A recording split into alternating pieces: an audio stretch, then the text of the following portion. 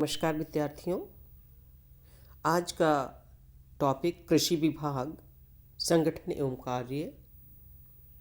ये topic BA part second के second paper से संबंधित है। कृषि विभाग, जैसा कि हम सभी जानते हैं कि राजस्थान राज्य भी एक कृषि प्रधान राज्य है। देश में कृषि के विकास के लिए केंद्र सरकार में एक कृषि मंत्रालय होता है जो कृषि मंत्री के अधीन संचालित किया जाता है, और प्रत्येक राज्य में कृषि विभाग व कृषि निदेशालय होते हैं। उसी तरह से राजस्थान में भी एक कृषि विभाग है। इस कृषि विभाग की स्थापना वर्तमान स्वरूप अगर हम देखें तो देशी रियासतों के एकीकरण के साथ ही शुरू हो गया था, और समय समय पर इसमें विभिन्न प्रकार के संशोधन होते रहे हैं।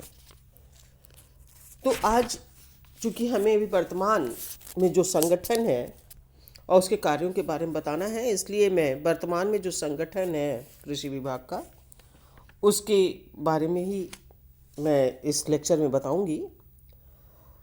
तो जो कृषि विभाग का संगठन है उसमें दो स्तर के संगठन हैं। जैसे एक तो राजनैतिक स्तर हम कह सकते हैं और दूसरा प्रशासनिक स्तर कह सकते हैं। तो राजनैतिक स्तर पर जो संगठन स्थापित किया गया है उसमें इसकी जो अध्यक्षता करते हैं या कृषि विभाग के जो मुखिया होते हैं वो कृषि मंत्री होते हैं।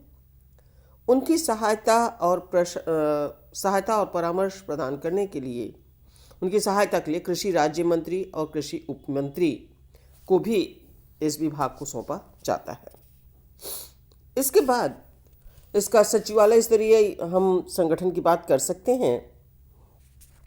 तो राजस्थान में सचिवालय स्तर पर कृषि, उद्यान, जल ग्रहण विकास एवं भू संरक्षण विभाग संयुक्त रूप से कृषि विभाग के अंग के रूप में ही कार्य कर रहे हैं, जो कि कृषि विभाग के ही अधीन है। राजनीतिक रूप से संगठन के सर्वोच्च स्तर पर कृषि मंत्री होते हैं, और जैसा कि मैंने आपको बताया उनके नीचे कृषि राज्य मंत्री और उपमंत्री भी होते हैं। वर्तमान में जो कृषि मंत्रालय है वो राज्य मंत्री के ही अधीन है। राष्ट्रीय कृषि आयोग 1976 की सिफारिशों के अनुसार मंत्रिमंडल के वरिष्ठ मंत्री को जो उपमंत्री हों कृषि विकास संबंधित विषयों की जिम्मेदारी सौंपी जानी चाहिए, लेकिन वर्तमान में तो राज्य मंत्री के अधीन ये विभाग संचालित है। मंत्री महोदय को नीति निर्माण और सहायता परामर्श के लिए सचिवालय स्तर पर कृषि सचिव या आयुक्त होते हैं। सचिवालय संगठन के अधिकारियों और कर्मचारियों को भी हम दो भागों में बांट सकते हैं। पहला जो है अधिकारी वर्ग और दूसरा अधीनस्थ अधिकारी एवं कर्मचारी वर्ग। अधिकारी वर्ग प्रशासन से संबंधित वर्ग होता है। कृषि विभाग में इस संवर्ग के जो सर्वोच्च अधिकारी होता है वह कृषि सचिव कहलाता है। यह भारतीय प्रशासनिक सेवा के राज्य स्तर के वरिष्ठतम अधिकारियों में से होते हैं। सचिव की सहायता के लिए आवश्यकता अनुसार अतिरिक्त सचिव, विशिष्ट सचिव, उप सचिव, अवर सचिव और सहायक सचिव आदि अधिकारी होते हैं। ये अधिकारी भी सचिव से कनिष्ठ वेतन श्रृंखला की भारतीय प्रशासनिक सेवा के राज्य स्तर के अधिकारी या राज्य प्रशासनिक सेवा के वरिष्ठ अधिकारी हो सकते हैं। अधिकारी वर्ग के अंतर्गत ही जो अधिकारियों की पदस्थापना प्रतिनियुक्ति के आधार पर होती है। वर्तमान में राज्य सचिवालय में कृषि, उद्यान, जल ग्रहण विकास और भू संरक्षण विभाग एक ही सचिव के अधीन है। सचिव की सहायता के लिए दो उपसचिव ग्रुप 1 और ग्रुप 2 के हैं। दूसरा जो संवर्ग है वो अधीनस्थ अधिकारियों और कर्मचारियों का है, जिसमें विभागीय कार्यालय से संबंधित वर्ग हैं। विभागीय प्रशासन में इस वर्ग का अत्यधिक महत्व है।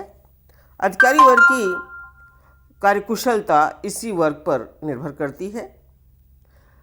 इस वर्ग में अनुभाग अधिकारी, कार्यालय अधीक्षक, सहायक वरिष्ठ लिपिक, कनिष्ठ लिपिक आदि आते हैं।